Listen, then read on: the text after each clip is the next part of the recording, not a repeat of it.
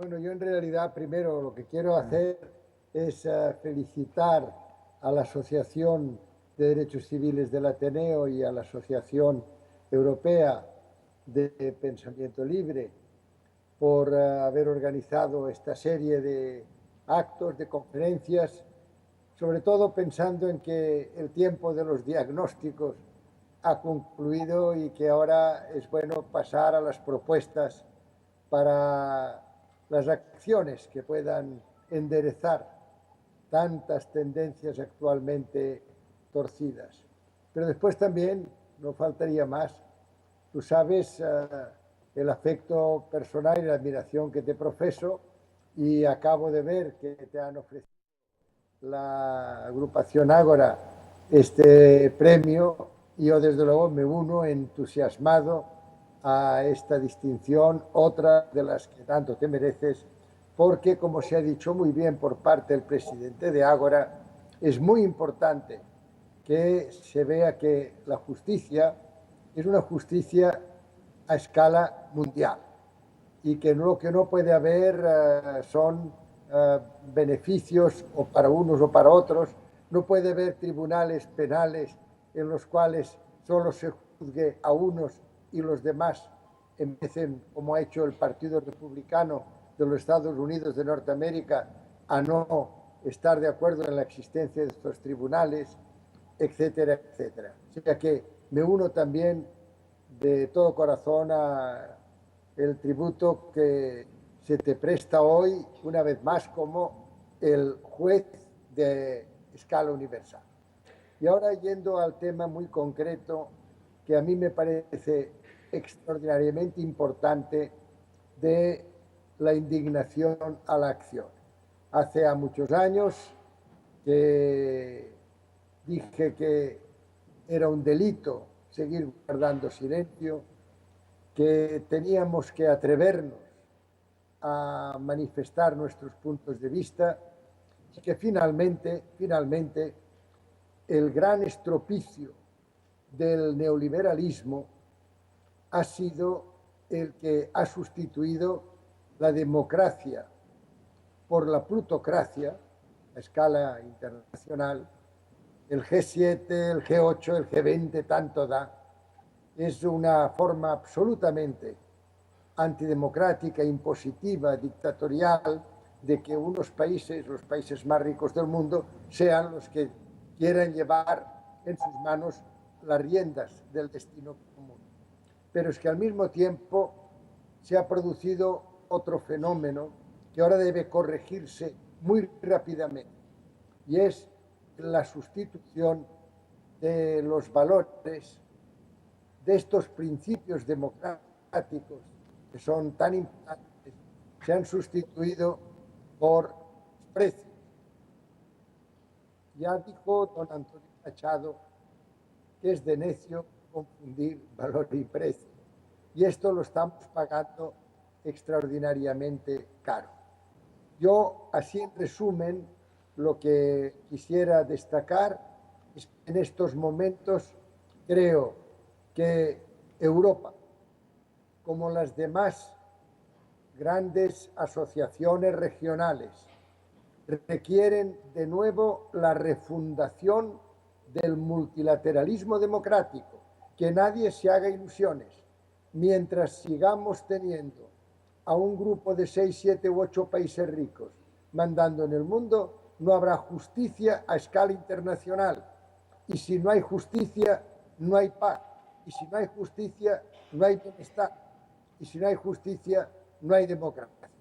Por eso, lo primero es volver al esquema que era precioso de Roosevelt y volver a refundar unas Naciones Unidas en las cuales hay además una participación de los pueblos. Empieza la Carta de las Naciones Unidas diciendo nosotros los pueblos. Pues bien, a ver si hasta ahora lo hacemos realidad, y lo podríamos hacer realidad haciendo que la Asamblea General tuviera, como tiene la OIT, el 50% de representantes de los estados y el 50% de los representantes de la sociedad civil. Pero es que después se tendría que añadir a un Consejo de Seguridad sin veto pero con votación ponderada, se tendría que poder añadir al Consejo de Seguridad Territorial un Consejo de Seguridad que es fundamental, socioeconómico, no económico y social, sino socioeconómico y medioambiental. No puede ser que nos estemos olvidando de nuestros compromisos con las generaciones venideras. No nos ocupamos para nada del medio ambiente. El cambio climático es uno de los grandes desafíos que en estos momentos tenemos que afrontar. Y vuelvo a repetir, todo eso no se consigue más que con un sistema de Naciones Unidas, multilateralismo democrático, refundado, con la fuerza moral y física que sea necesaria. Pero no nos engañemos. El Partido Republicano de los Estados Unidos, que es el gran dominio del mundo, es el gran dominio del mundo, dominio mediático, energético, militar, financiero, no quiere para nada el sistema de Naciones Unidas. Esto es una de las primeras cosas que tenemos que saber y que, por tanto, tenemos todos que objetar y tenemos que pasar a la acción y tenemos que pasar a tener unas redes sociales en Internet donde millones y millones de personas reclamen el final de la plutocracia y el principio de la democracia a escala mundial. Y esto mismo lo traslado a Europa.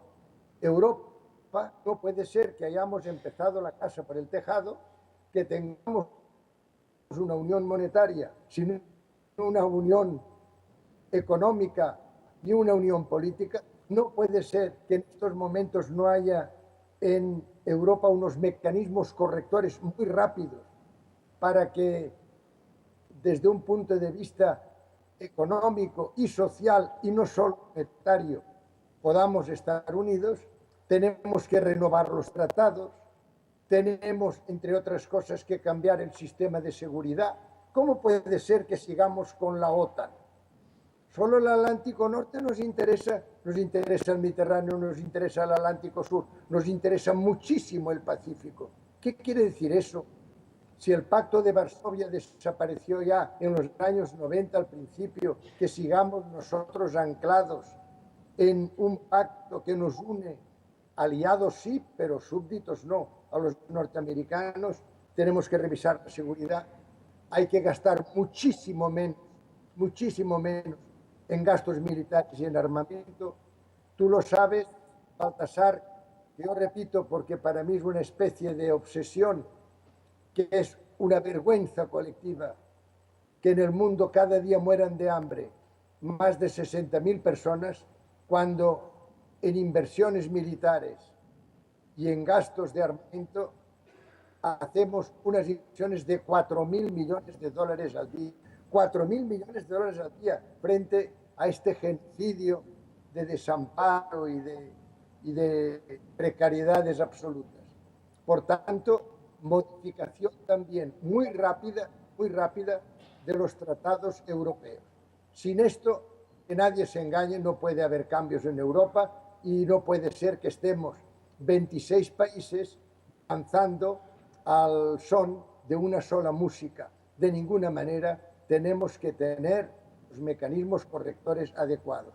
Y por último, a escala española, igual que tenemos que tener unas nuevas Naciones Unidas y unos nuevos tratados, tenemos que tener una Constitución en la que, sobre todo, el capítulo 8, que quedó como una sinfonía inacabada, produzca la vertebración del Estado que hoy necesita España y donde quepamos todos y donde, desde luego, se establezca de una manera nítida cuál puede ser el futuro democrático de este país.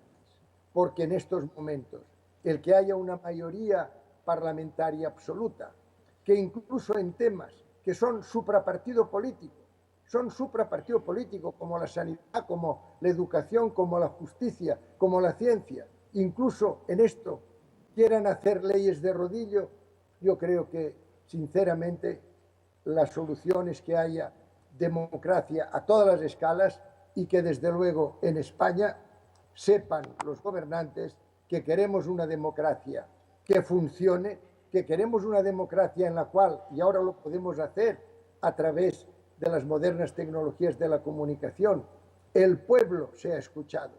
Yo digo muchas veces que democracia no es ser contado en las urnas de vez en cuando. Democracia es ser tenido en cuenta de forma permanente. Y tenemos que decir muy claramente que en temas educativos, en temas sanitarios, en temas de orden personal de derechos humanos estrictos, no vamos a tolerar el que se nos impongan leyes de rodillo, leyes que abusen de esta mayoría parlamentaria y que en este caso sería necesario recurrir, y es penoso decirlo, a la objeción de conciencia. Yo creo, por tanto, que tenemos que procurar pasar a la acción en estos tres niveles que acabo de decir. El resto del mundo va por otro lado. América Latina, lo conoces tú mucho mejor que yo, está en estos momentos con la emancipación propia de la CELAC. Tenemos un despertar muy importante de África, tenemos una nueva visión de la India, tenemos un enorme desafío en China, que de la fábrica del mundo se está convirtiendo en la fábrica para el mundo, que está comprando tierras. Efectivamente hay muchos desafíos, pero los desafíos, y termino con eso, lo dijo muy claramente el presidente Kennedy en el año 63, dijo: no hay ningún desafío que se sitúe más allá de la capacidad creadora de la especie humana. Tenemos que inventar el futuro. El futuro está por hacer. Y este por hacer implica que tenemos que procurar que la democracia a todas las escalas permita el cumplimiento de los derechos humanos en su integridad.